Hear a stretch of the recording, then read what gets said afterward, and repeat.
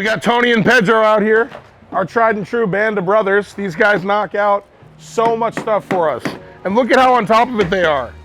I mean, remember, just last episode we were talking about having to redo all of these floor joists, redo all this subfloor. Look at how much progress we're already making. So is this something where, like, as you're pulling up, it's just more rotten and more rotten? Yeah, and I mean, that's just something that, you know, unfortunately, when you're working on these old early 1900s homes, when you find rotten wood, you got to replace it. You just have to, especially when we're building all this new structure on top of it, right? So a necessary evil, but now's the time to do it. And also what I love is if you look down in here, you see the cavity under this foundation. It's called a pier and beam foundation.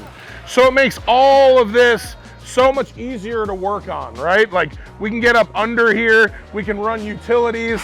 You know, if this was like a broken foundation, then we'd have to chip all into it, we'd have to add piers. This is just as easy as putting in all of these 2x12s that you see. So the other thing that you have to factor in is, like, we're ready to frame a house. We mobilized all these guys, we got all of our ducks in a row, right?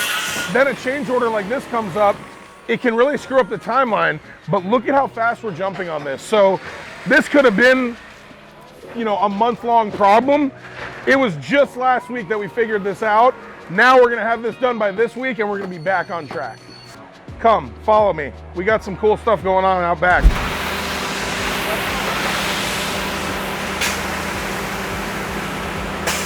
Okay, so this is great. Concrete goes in. Next step, we can start getting in our steel posts.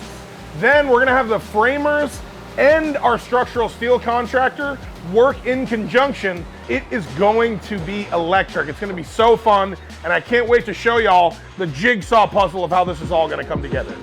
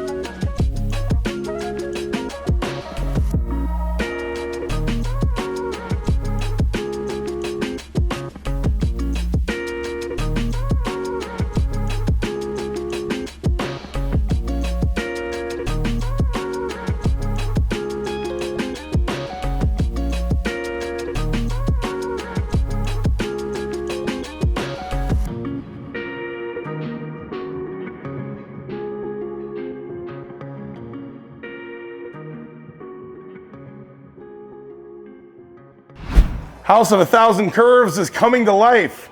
Come in and check it out. So what you're seeing now is we put 1 1/8 Advantech new subfloor over the top of all those new joists. Change order got approved, we banged it out. Now, look at what we built on top of it.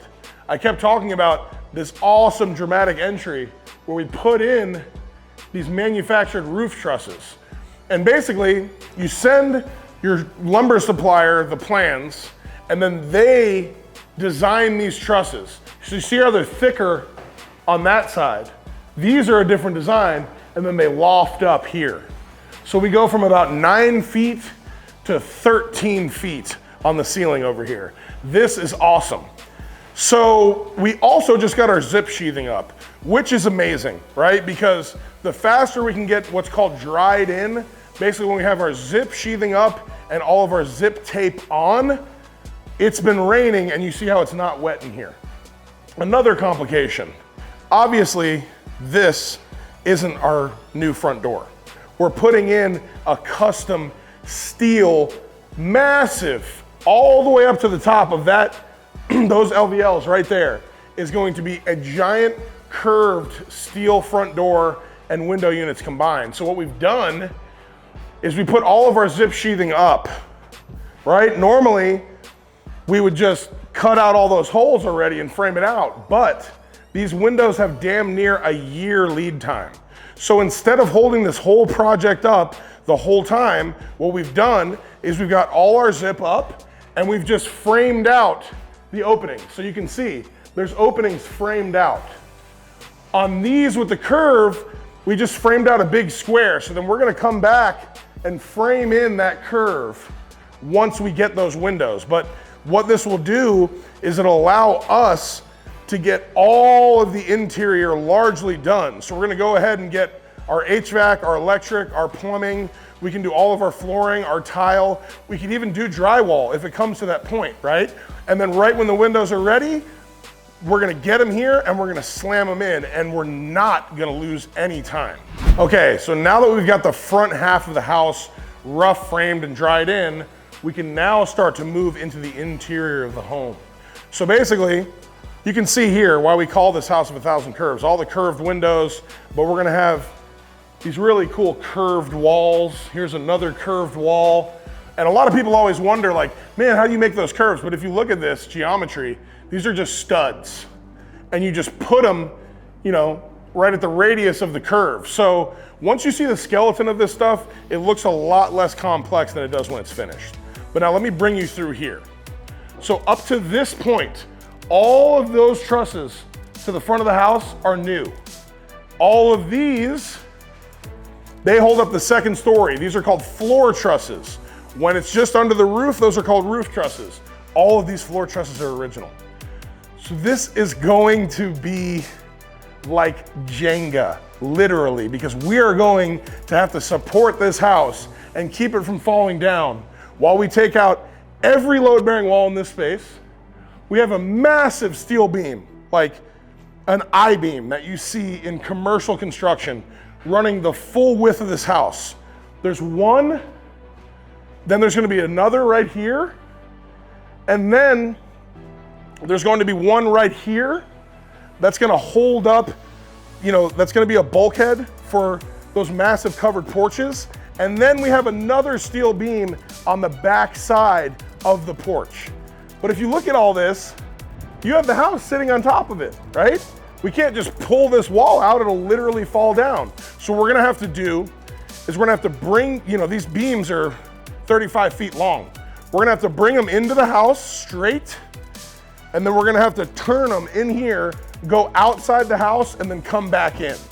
We have to put a temporary wall on this side of the steel beam and this side of the steel beam. So now it's holding the trusses up where you need to cut them, right? So you put the temp walls in, we get our steel beam in place, we still have our temp walls up, and then we're gonna hang these manufactured trusses on the steel beam. So it's very similar to what's right here. So if you look at this, these are LVLs, these two big beams right here. And then there is this U bracket called a hanger that holds the bottom. The truss nestles into that U and it holds it on the beam. That's exactly what's gonna happen, but with steel beams.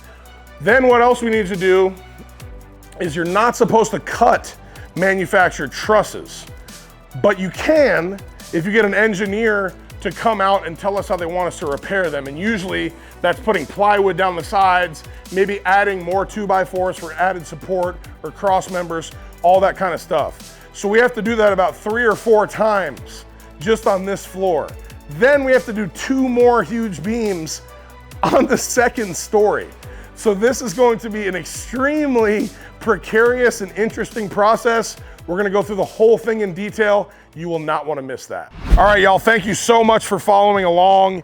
I cannot tell you how much it helps when you like and you comment and you subscribe. We're trying to blow up this channel and we can do none of this without y'all. Now remember, we have House of 1,000 Curves. It doesn't look too great right now, but we've made huge progress. Imagine when we get all of our curved steel windows in, that smooth white stucco, all of our beautiful overhangs with tongue and groove soffit, the works. Now, we also have the office, reventbuilds new HQ. We're gonna be doing updates every step of the way. That is a massive transformation. It's gonna be awesome. We also have a 6,000 square foot spec home in Barton Hills. And then we're doing an over 9,000 square foot modern castle in Barton Hills that, of course, we'll be doing updates on. We just did design on both of those. I can't wait to showcase them and unveil them. Again, I love you guys. Please share, like, subscribe, comment. I want to interact with y'all. If you have questions, let me know. I'm happy to answer them. Thanks, y'all.